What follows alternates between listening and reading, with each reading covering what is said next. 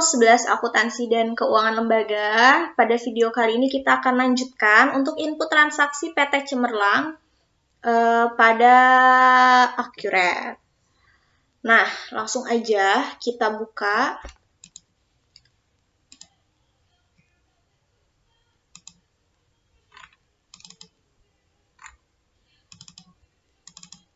Jangan lupa kita selalu buka yang polos ya, kalau kita selama ini belum ada kendala. Lalu oke. Kita tunggu sebentar. Kemudian kita copy paste kata kuncinya. Lalu oke. Oke, sebelumnya kita sudah sampai pada transaksi 12. Nah, hari ini, pada video kali ini, kita akan lanjutkan ke dokumen transaksi nomor 13. Oke, jadi kita akan coba kerjakan dokumen transaksi 13. Di sini ada PT Cemerlang nota kontan. Kalau kopnya PT Cemerlang berarti ini adalah faktur penjual, bukan faktur. Ini adalah dokumen transaksi penjualan secara tunai. Karena di sini ada nota kontan. Jadi kalau di sini ada nota kontan, kemudian kopnya adalah perusahaan kita, perusahaan yang sedang kita kerjakan, berarti dia adalah dokumen transaksi penjualan kontan atau penjualan tunai. Nah, karena dia berkaitan dengan persediaan barang dagang, kemudian dia adalah penjualan tunai, kita akan catat di penjualan, di menu penjualan. Walaupun dia nota kontan, kita tetap catat pertama itu di faktur penjualan. Oke, kemudian kita isi pelanggannya. Di sini pelanggannya itu yang terhormat kepada yang terhormat penjualan tunai. Di sini tidak ada penjualan tunai, maka kita klik pelanggan baru. Kemudian di sininya C005, karena ini adalah data pelanggan kelima kita. Nama pelanggannya adalah penjualan tunai. Lalu kita klik ke penjualan di sini. Pajak satunya adalah pajak pertambahan nilai, lalu tipe pelanggannya umum. Kalau ini sudah, langsung aja kita klik OK. Oke, baru kita lanjutkan. PO nomornya kita kosongkan saja. Kemudian invoice nomornya kita ganti dengan KN01. Lalu invoice date-nya 13 Desember 2011. Ship date-nya juga sama 13 Desember 2011. FOB-nya kita kosongkan. Nah, di sini term-nya meskipun di dokumen transaksi ada termin N/30, tapi karena dia penjualan secara tunai, dia nota kontan, maka terms-nya di sini adalah COD. Oke, COD ya. CVA-nya boleh kamu isi, boleh tidak. Langsung kita ke itemnya. Di sini itemnya pertama ada TV P268 sebanyak 7. Ini sebanyak 7. Enter. Unit price-nya adalah 20 juta. Enter, diskonnya nggak ada, tax-nya T, amount-nya 140 juta. Udah sama ya, sama di sini. Kemudian kita enter lagi. Lanjut ke AC P55 sebanyak 8. AC P55 sebanyak 8. Enter, harganya 25.500.000. Jangan salah nulis ya, jangan salah ketik angkanya ya.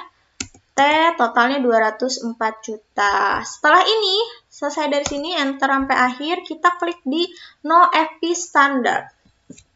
Ini kita isi dengan seperti yang awal kita isi, 0.10, kemudian 000.000,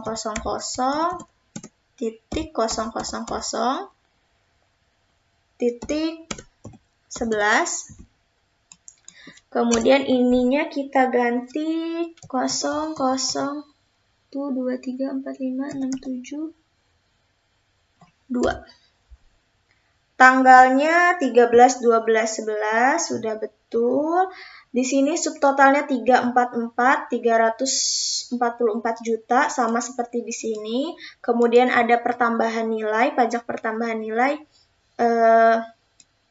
Di sini 34.400.000 sama, jadi total invoice-nya 378.400.000 sudah sama. Nah, sebelum kita klik simpan dan tutup, karena ini kontan, kita langsung klik di sini, di atas ini, sejajar dengan arah kiri kanan, paling pojok ada terima bayaran, kita klik. Oke. Kemudian di sini form no-nya kita ganti KN01. Payment date-nya kita ganti 13 Desember sesuai dengan ada di nota kontan 2011. Check no-nya kita kosongkan. Lalu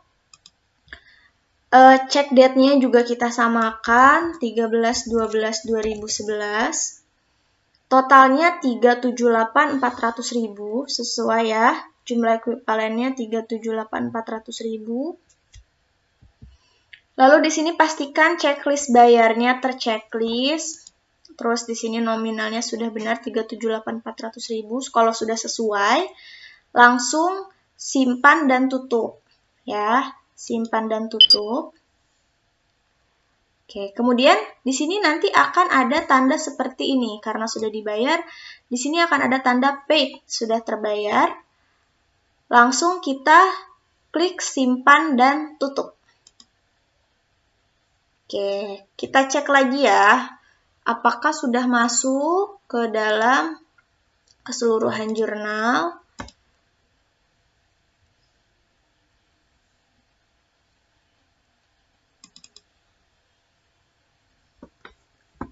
Kita ganti dulu jadi 01/12/2011, 31/12/2011, kemudian oke.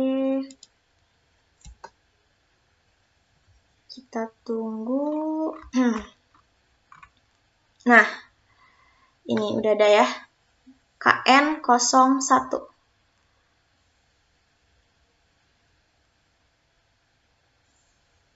Seperti ini. Jadi dia ada account receivable. Pertama dia catat dulu sebagai account receivable sebelumnya. Kemudian dia jadi dia awalnya catat sebagai account receivable dulu ya, ada penjualan. Lalu setelah itu baru dia catat sebagai cash in bank account receivable. Gitu. Kalau sudah, kita ke transaksi selanjutnya. Kita ke transaksi 14. Nah, di transaksi ke-14 ini ada bukti penerimaan kas dan keterangannya adalah pelunasan faktur. Berarti transaksi yang berkaitan dengan persediaan barang dagang, yaitu transaksi pelunasan piutang. Kalau pelunasan piutang, kita catatnya di menu penjualan. Mudah-mudahan bisa jawab ya di rumah. Kita ke menu penjualan. Kemudian kita klik penerimaan penjualan. Receive from Indo Elektronik. Form no BKM 12/3. Payment-nya 14 Desember 2011. Oke. Cek no-nya SS510.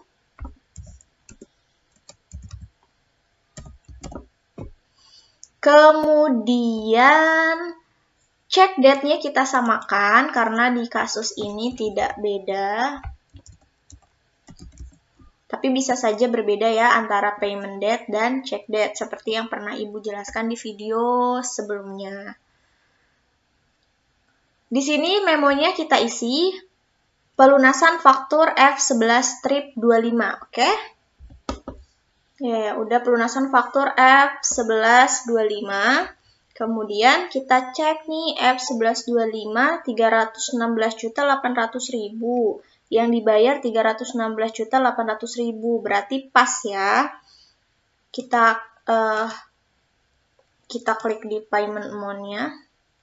Kita klik dulu bayar. Nih, kita klik dulu bayar biar otomatis keklik di payment amount. Kalau ada diskon, nanti diskonnya bisa kita masukkan di sini. Tapi berhubung tidak ada, jadi ini kita batalkan. Lalu kalau sudah sama 316.800.000, jangan lupa untuk klik simbol kalkulator di sini biar terisi.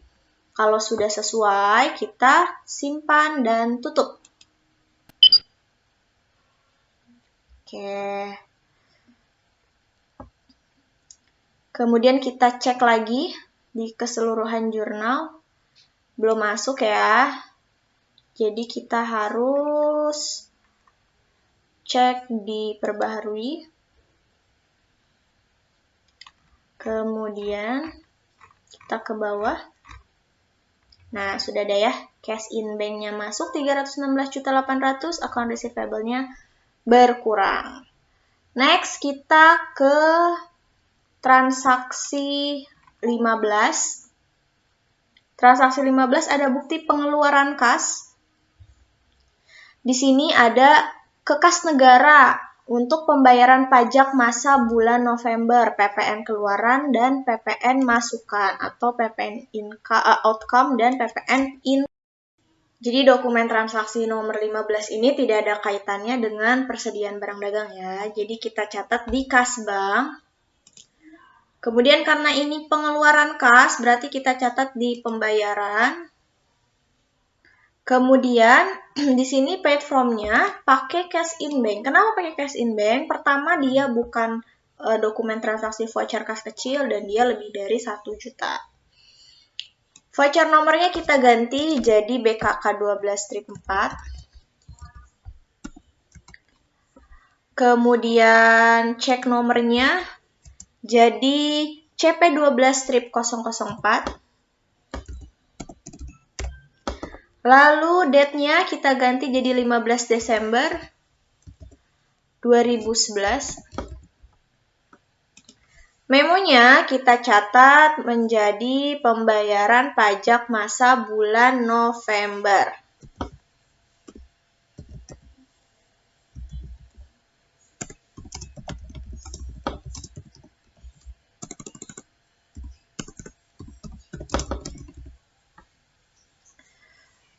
Terus pay-nya itu kas negara via kantor pos. Akunnya, jadi gini, kita membayar pajak, utang pajak. Karena dia membayar pajak masa bulan November, berarti kan sudah berlalu, berarti jatuhnya jadi utang pajak. Nah, utang pajaknya berapa? Di sini kita lihat ada PPN keluaran dan PPN masukan. PPN keluaran lebih besar dibanding PPN masukan. Berapa selisihnya?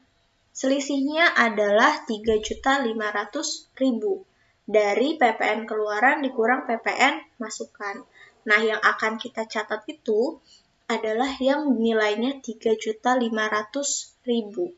Jadi, selisih pajak keluaran atau PPN outcome dan PPN income itu selisihnya akan kita taruh di tax payable kalau pajak keluarannya atau PPN keluarannya lebih besar dari PPN masukan. Tapi Kalau PPN masukan lebih besar dibanding PPN keluaran, maka selisihnya akan kita taruh di prepaid tax. Ya, prepaid tax atau pajak dibayar di muka. Nah, pada kasus dokumen transaksi 15 ini, PPN keluarannya lebih besar dari PPN masukan. Jadi selisihnya kita masukkan ke tax payable. Jadi akun yang kita pakai adalah tax payable. Ada tax payable.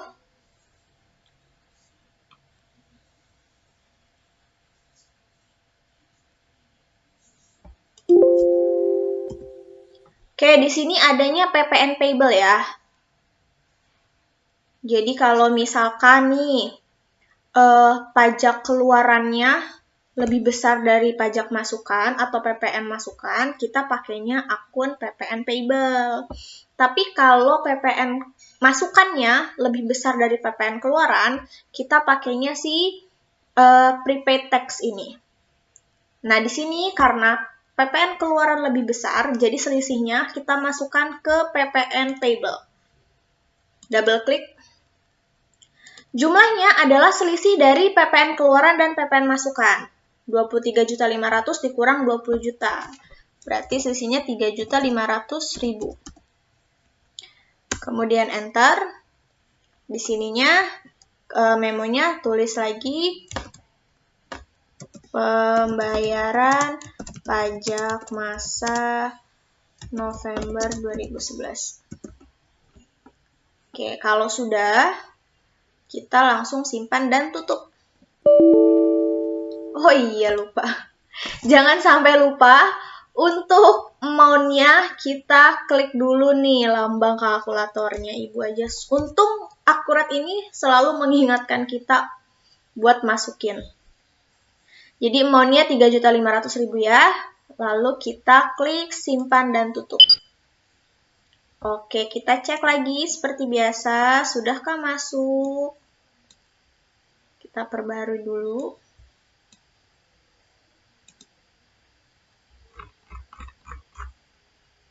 Ya sudah ya, PPN payable dan cash in bank. Jadi kita PPN payable-nya ada di debit, kita bayar, dan cash-nya berkurang karena kita bayar PPN-nya. Oke, next, transaksi ke-16. Ini ada bukti pengeluaran kas.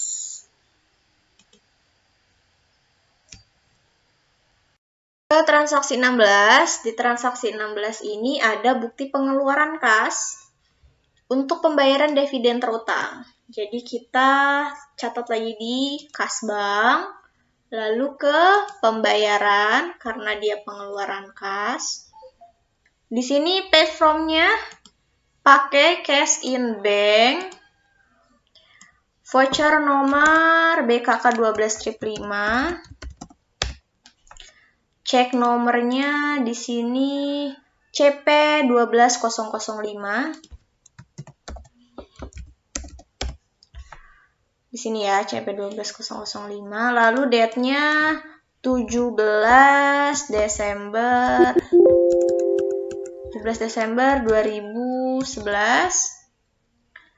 Memonya pembayaran dividen terutang.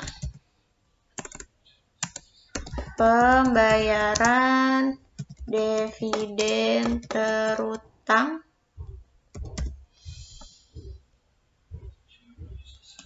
P-nya ke Tuan Agus.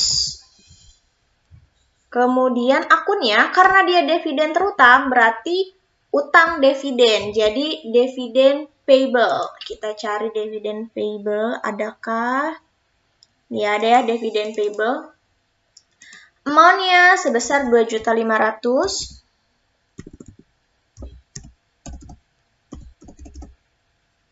Nggak usah pakai titik. Lalu memonya pembayaran dividen.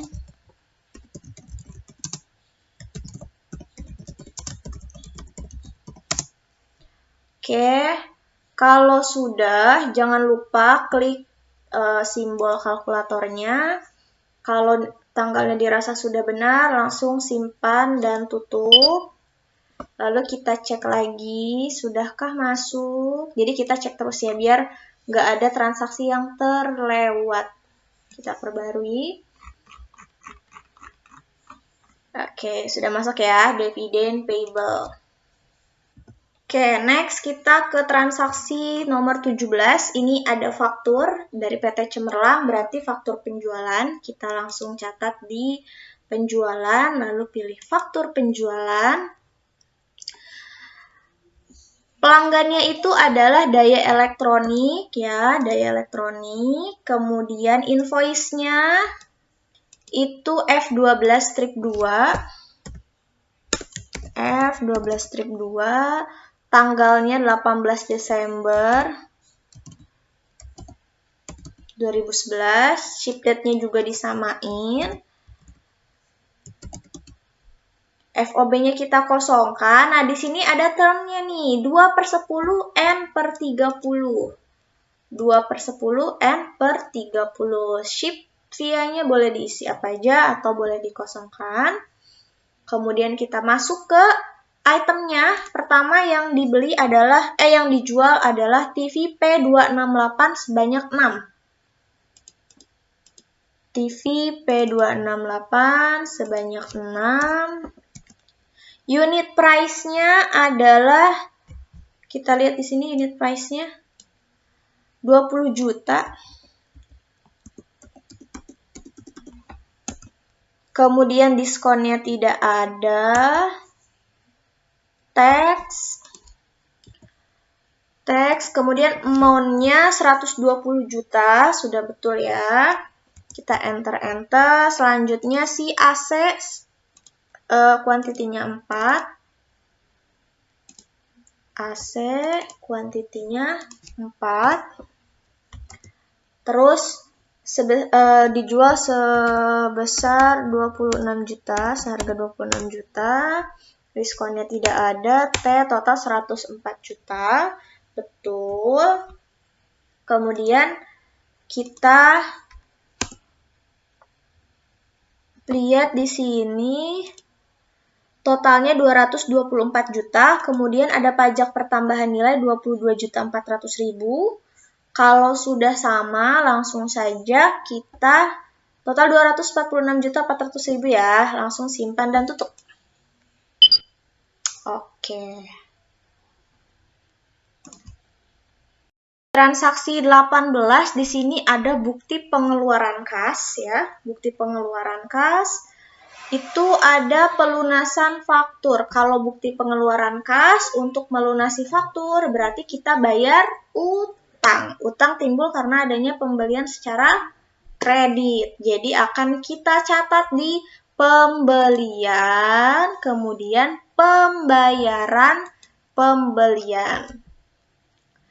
Oke, vendornya siapa? Vendornya si Flugord. Kemudian form-nya BKK 12 strip 6. Payment date-nya 18 Desember. Lalu memonya pelunasan faktur F05.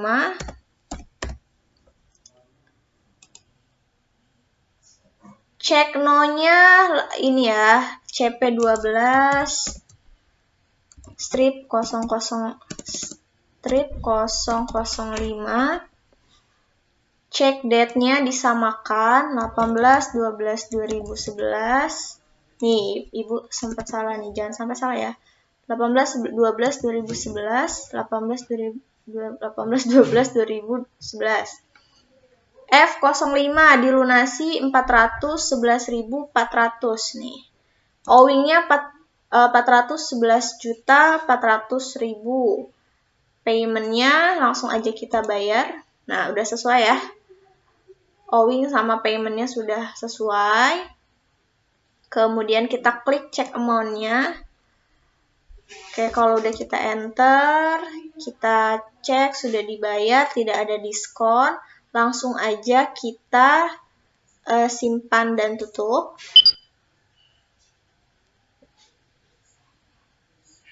Kita lihat lagi, sudahkah masuk transaksinya?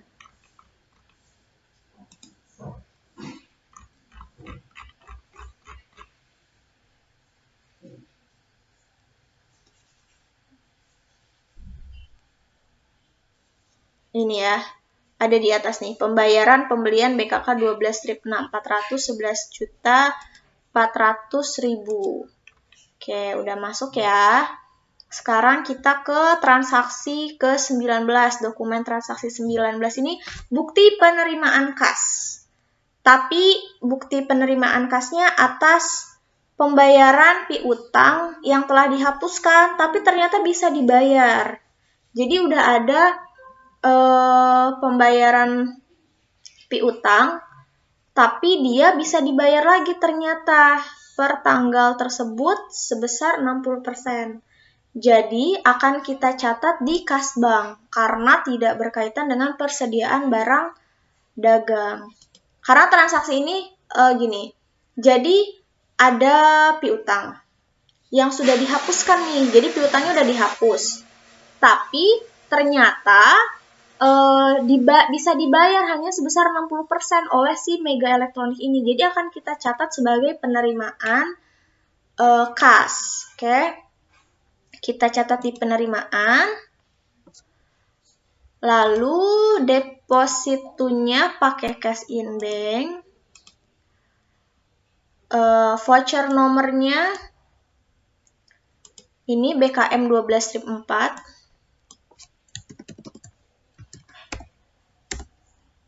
BKM 12 strip 4. Date-nya berarti tanggal 20 2011.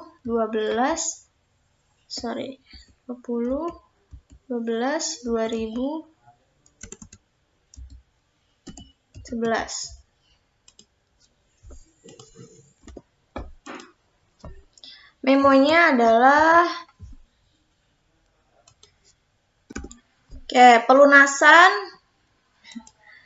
pelunasan piutang yang telah dihapuskan dari Mega Elektronik. Nah, akunnya, kita harus hitung dulu nih. Sebenarnya di sini dibilang 60% dari 15 juta itu udah ada angkanya, itu 9 juta. Nah, akun yang akan kita pakai adalah karena dia tadinya utangnya udah dihapus, terus ternyata tadinya piutangnya udah dihapus nih, terus ternyata bisa dibayar, maka akun yang akan muncul adalah si allowance for the full debt. Kita cari allowance for the full debt ya. Nih, di atas banget. Oke, jumlahnya sebesar 9 juta.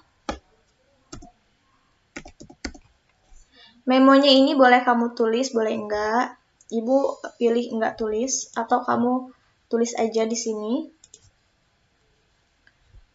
9 juta, kalau udah kita klik lambang kalkulatornya 9 juta, lalu simpan dan tutup.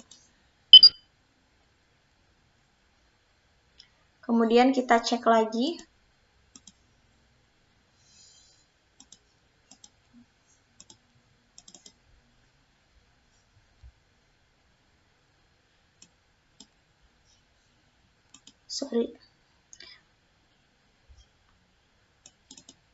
Kita cek. Jangan lupa diganti.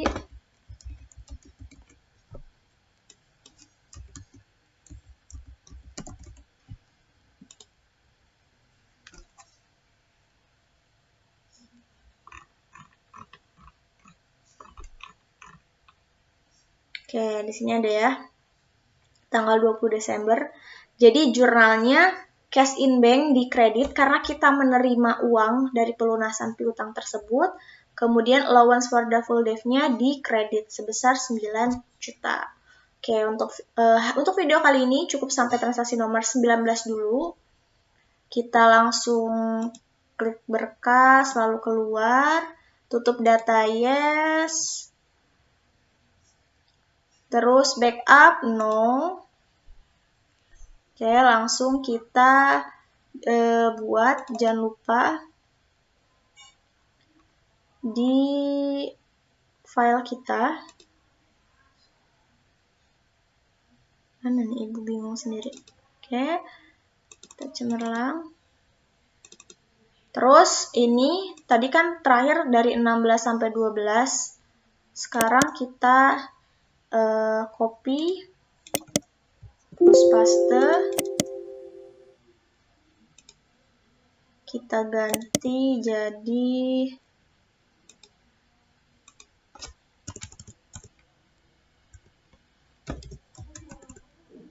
transaksi 13 sampai dengan 19. Oke, kalau sudah, sampai bertemu di video selanjutnya. Selamat mempraktekkan.